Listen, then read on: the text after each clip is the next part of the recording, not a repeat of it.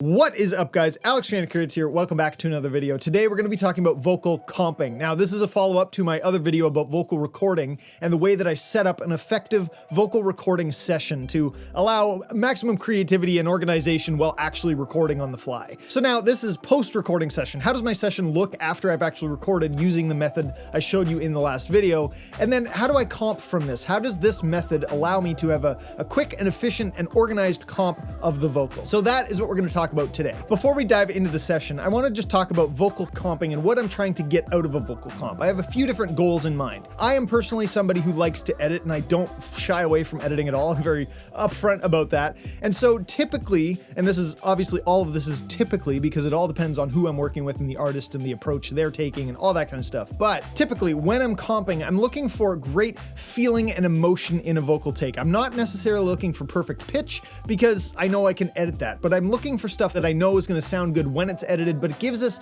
a great feel and a great dynamic to the song and all those kind of things that you can't create with editing. I can bump the pitch a little bit, but I can't create emotion. Now, this may differ for you, and you might be looking for stuff that's a little more naturally perfect and not so much of the I can edit this kind of approach, and that's totally fine. Now, let's dive into the session, look around, and get comping. So here in Pro Tools, we're just going to go through the session layout now that we're after the recording session, what we're left with after the actual recording session. So first off, we have the instrumental track at the top like we had before. Then we have the lead guide vocal that we actually for this track are using as the actual lead vocal. So we only recorded for doubles and triples and a new lead in the chorus and the background vocals for different sections of the song. So that's what we're actually going to be comping for today. Then we have the quick comp tracks, and you can see that right here. They say QC on the comments. That's how I distinguish the quick comps. And they have a little plugin on them and some, just basic mixing so that I know exactly kind of where we were going when we recorded it. So these are just the quick comps. So as we were recording the last take or the take that we thought was the best, we'd throw up on the quick comp tracks just to kind of lay out what the song is. So you can see here, this is now the layout of all the different parts that we recorded. They are also colored because the green ones are the good stuff that we liked. And then the yellow labeled stuff here are sections that were flown around. Sometimes for backgrounds and stuff, we only record them in the first chorus, let's say, and then I fly that same thing over to the other one. So I just copy and paste it over into the second chorus and third chorus or whatever needs to be done. Just because I don't have to record them every time. They're going to get edited and they're down in the mix. I don't need a unique take for every single one of them. So the yellow is just flown around just so I know that when I go into the takes and I go into the pull down tracks, I'm not expecting those to be there. They were flown from somewhere else. So as we go down, we see we have all the pull down tracks or the take tracks. So this is all the takes for the leads and the doubles. This is the takes for the main backgrounds, the low backgrounds. You can see this in the comments. I label it all with the comments. And then this one is the high background vocals. So I've just grouped them and labeled them as such with the comments. So they're all just pulled down from the record track as we recorded them, put down here, and then the comps that we liked or the things that we thought were good or to mark this is the part, that was copied up to the quick comp tracks. So the first thing that we're going to do is right off the bat, we're going to duplicate the playlist of all of the takes. Now I have a duplicate playlist just so that as we go through the comping process, if we need to refer back to the raw takes, we have a duplicate playlist just in case. So now that we have a duplicate playlist on all of the takes, what we're going to do next is we're going to set up for the actual comping process. So the first thing that we have to do is we have to take the lead vocal tracks, which are all inactive currently, all the lead pull down tracks, and it's just the chorus, but we're going to make them active. So we're going to activate all of these different tracks. They're grouped, which is going to make this next part a lot easier, which is we're going to chop up, as you can see, just by separating the different parts into different sections so that we have kind of each line or each section that we want to comp. And we're going to listen to each take for that section. So you can make the sections as big or as small as you want. So for this, I'm just going to do this line and maybe actually I'll separate it there. So now we have 3 different sections in this chorus that I need. And then this post-chorus part right there. And you'll see in a minute why we do this. But the next thing that we have to do is create comp tracks. So the quick comp tracks, we're going to just leave for now as references. We're not going to, we could just use the quick comps if we wanted to, obviously. But for this example, we're not going to. So I'm just going to mute them and leave them there in case we want to refer to them and see what our kind of benchmark was during recording, or if we aren't sure about a certain melody or something, what did we actually land on if we tried some different things in the takes. Once we have that muted, we're going to create comp tracks. So I'd I'm just going to create 3 comp tracks for the lead vocal because I want a lead, a double, and a triple for this chorus. So we're going to label that lead.comp. Next one's going to be lead.double.comp. And the last one is lead.triple.comp. And that's just my shorthand there that we have. So these are the comp tracks themselves. That's where we're going to actually put the audio that we want for each section. So the next thing we're going to do is we're going to go to the instrumental track and we're going to solo safe the instrumental track and pull it way down. The instrumental is more to know that you're in time and in pitch and that you're kind of doing the right thing, but mostly you're listening to the vocal itself, not the track. So solo safe and pull it down in volume. Now the next thing we're going to do is the actual comping. First off, we want it in loop playback mode. That's very important. We're going to take the group off of this, all these takes for the lead track, and we're going to use the hand tool and select take one, last take, whatever take you want to listen to first. Now, I also have these 2 tools on right here, which is the link timeline and edit selection and the link track and edit selection. And that's just, I run all my Pro Tools sessions basically with that on. But what it's going to do is when we select this region, it's going to select the track. When I hit Shift S, it's going to solo that track. This is very handy because what we're going to do is we're going to hit play and this is going to loop. And with every loop, we can click on the next one and Shift S the next track and listen to the next one. So we're going to go from the first take or whatever take we want to start with. Let's start here. We're going to go here. We're going to play it.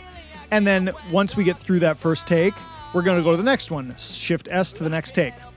And then the next take. And the next take. So once we listen to all the takes or find the take that we want to be the lead and then maybe the double and triple after that. But once we find the take that we want, we then grab it or it's already selected with our hand tool. And then we can drag it up to the lead comp track. And I hold control just to keep it so it doesn't move, goes straight up to where we want it to go so it doesn't move timing. But now we have the lead vocal track. Then we can do this. Let's say we want the double for this one and we'll take the triple from that one. So there we go. The first line is now comped. Obviously I would have listened to them all and gone through them and picked the right ones. But to expedite this process here, I'm not going to actually do that on camera.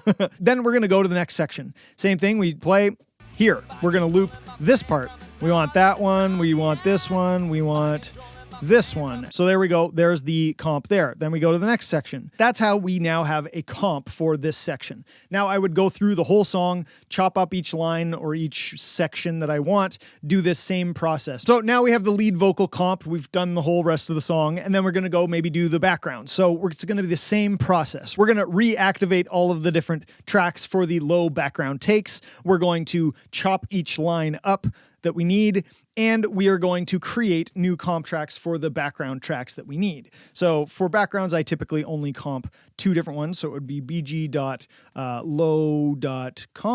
and then the next one would be bg.low.double.comp. Right? Obviously. So there's my comp tracks for the low BGs. I can create as many comp tracks as I need to during this process. So maybe the lead has some overlapping vocals. I can do that. I can, make an overlap track. If there's backgrounds and there's low and mid and high and whatever, and they have overlaps, then same kind of thing. Or, the chorus and verse, if I want to separate those when I comp it. It all depends on what I want to do down the line when I'm mixing or when I get to the actual editing process. So then we go through the rest of the song, do the same kind of thing, and then it's going to end up looking a lot like this quick comp with the different sections, obviously not the flown sections, but we have all of the different things that we recorded. We now have a comp for every single one of them. Once we're done, we can, deactivate the tracks, obviously, the takes that we don't need anymore because we now have a comp. What I like to do is before we get ready for editing, I want to clean it up. I want to just make sure that all the tops and tails are right, all the fades are right, all that kind of stuff. I first select the whole thing and I hit Command H to heal any cuts that, because we may have taken them out of the same take down here. So I can just, eliminate having to fade something that doesn't actually need to be faded. And then I just go through and literally chop and fade all the different fades. And I listen to each track and make sure that none of the breaths are weird, that the lines don't overlap, that they don't do something strange, so that each track has a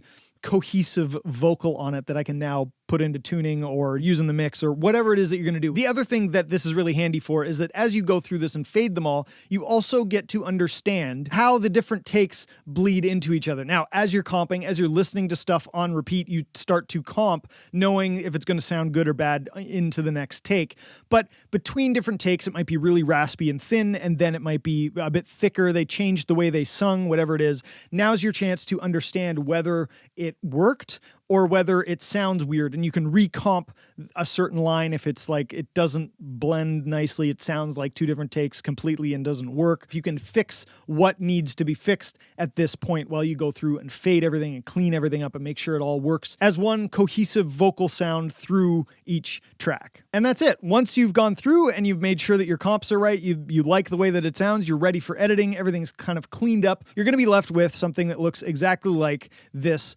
quick comp tracks that I have here. And at that point, we're ready for editing. But that is a whole other video on how I actually edit vocals from this stage. This is just to get you comping and understanding how this session setup works for comping and my methodology for comping. So hopefully that helped you. Hopefully that gave you some ideas that you can manipulate to fit your style and whatever it is that you're doing. If you have any questions about the editing or the next step or anything to do with this video, please leave them in a comment below. I'm happy to answer them. And be sure to look out for the follow-up video to this about more vocal editing itself. Subscribe if you haven't already. I will see you in the next video. Until then, always be creating.